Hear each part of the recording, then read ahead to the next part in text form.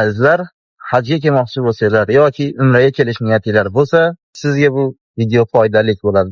Terminaldan D qatoridan kirib, to'g'ri yurib kelsangiz, chap tarafingizda mana bunday sharoitlar bor.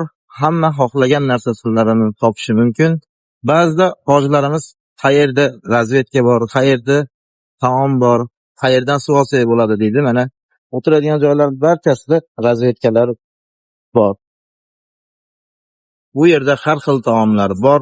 Men masalan chicken mubindan narsa zakaz qildim. Taomimiz inshaalloh tayyor bo'lgan bo'lsa olishligimiz mumkin.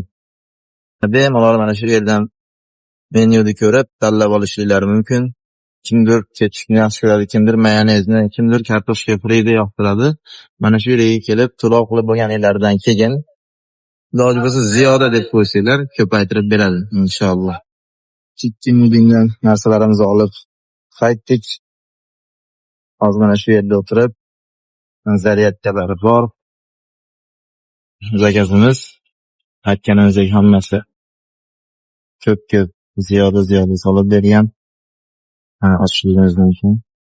Mana ko'rishingiz mumkin. Ikkalasida ham Allohga shukr, hammasi oxir bilan solib bergan. Kelinglar, yoqimli ishlaha bir yerga choy ichamiz.